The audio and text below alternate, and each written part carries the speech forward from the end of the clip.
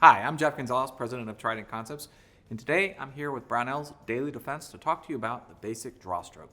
So I'm really excited to cover this. If you're looking to get into the concealed carry world, this is going to be the first step, learning how to draw from a holster. Now, to facilitate the learning process, what we're going to be doing is we're going to be starting from the strong side, which is about 3 o'clock for just about everybody. And then we're going to be working from open carry, which means we're not going to worry about defeating cover yet. So once we start with this position, it allows us to kind of flow through the draw stroke, understand how the draw stroke works. There's a lot of little details that we really want to make sure that we're paying attention to. So the way that we start learning the draw stroke is we reverse engineer. So we start with the gun already on target, and then we're going to work our way back into the holster. Once we've done that, then we'll go ahead and relax our hands, and we'll work the draw stroke from the actual holster to the target. So in learning the draw stroke from the reverse direction, what that allows us to do is focus on some of the smaller details and some of the other positions that you should already know. So you already should have practiced with the gun on target, and you've probably already learned the compressed ready position. So that means that we just have to cover the contact and the grip. So when we start learning the draw stroke, we start again at the target. So that's position number 1.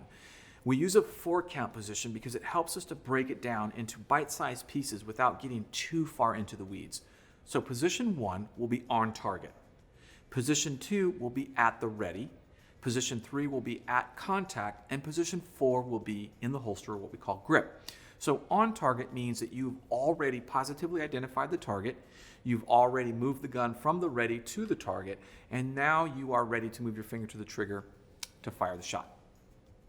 When we come into that compressed ready position puts the gun in a good position so I'm not fully extended. It's also a nice position as I'm coming out of the holster to come into the center line. What we also notice is when both hands are on the gun in our center line, it keeps the gun pointed downrange in a safe direction. From here, we're going to move the gun to what we call the contact position. Now, the reason for the contact position is, should I not be able to draw to full extension because I'm inside the A zone, very close proximity, then I want to make sure that I can get the gun at least to that contact position. There's a couple of details that we'll cover when we get to that. And the last position is with the gun in the holster. So I'm going to maintain the grip throughout all of these steps as I work through it. So again, starting with the gun on target, what I'm going to work is I'm going to work from here back to the ready position. And all I'm going to do is I'm going to repeat this movement from target back to ready. Now what I want to start to practice is as soon as I have been able to positively pick up my sights, I want to go ahead and move my finger to the trigger and practice positioning of my trigger finger on the trigger. So from the ready, as I extend out, my finger is going to move to the trigger once I've confirmed my sights are on target. Now, once I've practiced this several times, the next position is going to be to come into the contact position. So from the ready position, my 2 hands are going to separate. I'm going to move my right hand thumb up so that it comes in contact with my high pectoral region. This is going to keep the muzzle pointed in a safe direction, but it's also going to allow the slide to reciprocate back and forth should I have to fire from this position. As far as my weak hand is concerned, I want to make sure that I'm keeping my weak hand flat against my chest. This is primarily as a safety measure to prevent myself from accidentally moving my hand in front of the muzzle. So as my hand lays flat against my chest, it makes it very hard to move my hand in front of the muzzle. Now, this is just one position. As we move into the draw stroke, as we get deeper and deeper into the draw stroke, what possibly will happen is this weak hand can move more into defensive position. And that defensive position can be a hand out. It could even be into a defensive elbow, which would be a vertical elbow, and it could even be inside of a horizontal elbow. So these are positions that my weak hand can get to during the draw stroke. So back to that contact position. From here, I'm just going to want to work from the ready back to the contact. From the ready back to the contact. And what that's allowed me to do is perfect that 2-hand grip as I move from this position to this position. Now, once I've gotten from the ready position to contact, I'm going to move from contact to ready.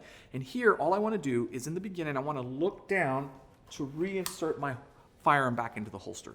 But I want to keep the hand on the gun. I don't want to relax my hand. I want to keep the hand on the gun. From here, all I'm going to do is I'm going to lift the gun straight up and then rotate into that contact position, making sure that thumb is up. Once I'm here, I'm going to go ahead and look the gun back into the holster, and then I'm going to repeat that process. Bring it back up into contact, look the gun back into the holster. So once you've perfected that, and I mean practice that several times from each of those positions all the way back into the holster, now we're ready to go ahead and practice the draw stroke from the holster to the target. And now we need to talk about what we should be doing with our hands. In the beginning, we're going to start with a relaxed hand state, which means my hands are just going to be relaxed at the side.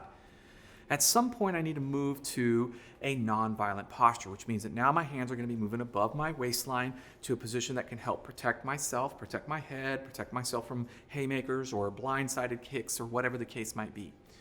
After that, I need to go ahead and move my hand to an occupied condition, which means that I'm going to occupy this hand with some object. Now, what's the most common object that we see these days? Well, it's going to be a cell phone. So it's very common for people to have a cell phone. Now, if you have a choice between the right hand and the left hand, and you're a right-handed shooter, I would put the cell phone in your left hand. That at least frees you up to draw the gun with your right hand, should you not be able to drop that phone. So if it's a spontaneous event and the natural reflex is to clinch, you may not be able to let go of the phone. And then if you are able to let go of the phone, it may not happen immediately as you start your draw stroke. After that, the next hand position is going to be entangled, where I'm actually in some sort of clinch with the opponent and I'm not able to actually move this hand to the gun because it's occupied on my opponent. So those are the 4 positions. We're going to start with our hands relaxed at the side. Now, it's very important that both hands move together. So I'm going to go right to the grip, and as I get this grip, I'm going to go ahead and then just relax. So I'm going to repeat this process several times, making sure that as I grip the gun, I get that final firing grip while the gun is still in the holster. And then after I've done that, I'll come right up into this position and then back into the holster and relax. Back up to contact, back into the holster and relax. I'll do that a couple times, and then I'm going to move it to the next step. So from here, and then back to the contact and relax. And then back into the contact and relax. Then I'm going to finish with a full draw stroke. So it's going to look something like this. And then I extend a target. Once I extend a target, I can practice moving my finger to the trigger, back off target, come back to the ready, come back to contact, back into the holster. Now, you might notice that this takes a little bit of time, and it does. In the beginning, we want to make sure that we're taking our time so that we learn each of these positions as flawlessly as possible, which means we need to talk about technique speed. How fast should I be practicing? We break it down into 3 speed conditions. The first is the one that we want to work in right now, which is slow speed.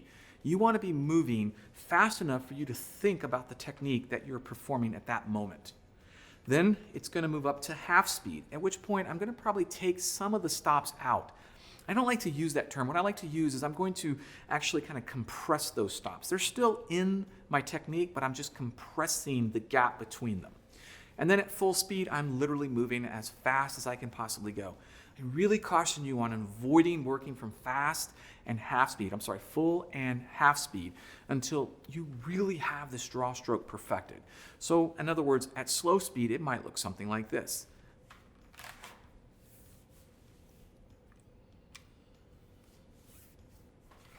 And then as I feel more comfortable, I'll start to shorten the gaps between them.